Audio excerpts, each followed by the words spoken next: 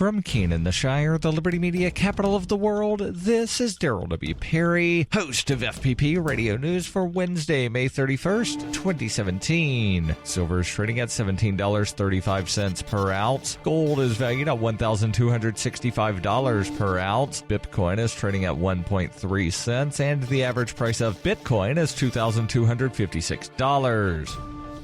Antiwar.com reports the most recent figures related to President Trump's proposed increase in Pentagon spending, along with cuts at the State Department, show the general national security budget of the United States rising once again with the 2018 proposal in the ballpark of $1.1 trillion.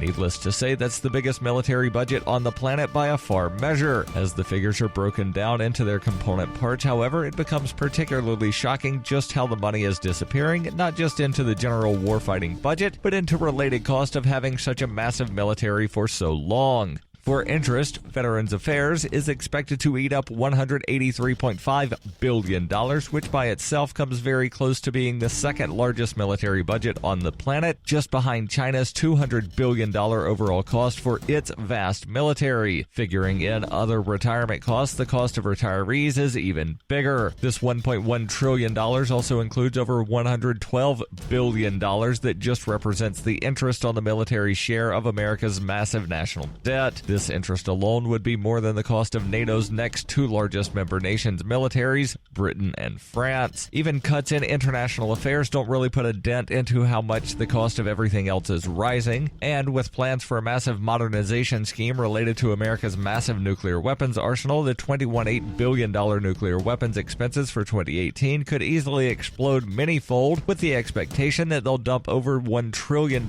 just in the modernization scheme over the years to come. The cost of retirees and debt are likewise things that could rapidly grow out of control, as increases in the amount being spent on fighting in the present inevitably leads to even more retirees and an even vaster debt to service.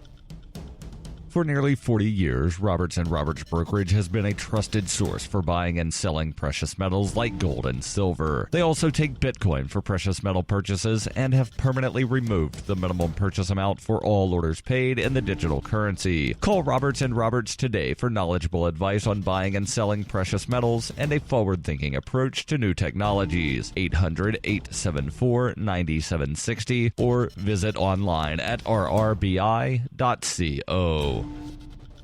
UPI reports the U.S. Supreme Court issued a near-unanimous verdict on Tuesday that protected a Mexican immigrant from deportation. Juan Esquivel Quintana migrated to Sacramento, California with his parents in the year 2000 and became a lawful permanent resident. When he was 20 years old, he had consensual sex with his 16-year-old girlfriend and in 2009 pled no contest in a California court to unlawful sexual intercourse with a minor who is more than 3 years younger than the perpetrator. That conviction prompted deportation proceedings from the Department of Homeland Security. In ruling that Esquivel Quintana should be deported, an immigration judge said Esquivel Quintana's conviction met the federal definition of sexual abuse of a minor. The DOJ's Board of Immigration Appeals agreed with the judge's decision, saying Esquivel Quintana could be deported because the offense was an aggravated felony. An appeals court later denied his request to review the case, but the U.S. Supreme Court overruled those decisions on Tuesday, saying that the conviction did not qualify as sexual abuse of a minor because Esquivel Quintana's girlfriend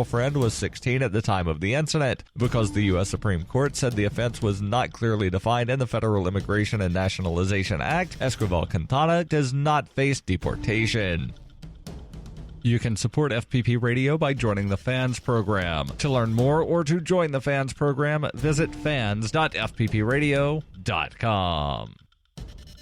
Reuters reports an Ohio police officer who fatally shot a 12-year-old boy in 2014 was fired on Tuesday after an internal investigation found he provided inaccurate information on his application to join the police, according to city officials. Timothy Lohman, a rookie with the Cleveland Division of Police, shot Tamir Rice as he played in a playground with a toy gun that fired pellets in what was one of a string of killings that fueled protest against the use of deadly force by police in the U.S., particularly against minorities. Cleveland Director of Public Safety Michael McGrath said in a news conference, Patrol Officer Lohman had been charged with a rule violation concerning his application process to be considered a cadet with the Division of Police, specifically answers he provided on his personal history statement. This has been FPP Radio News, online at fppradio.com.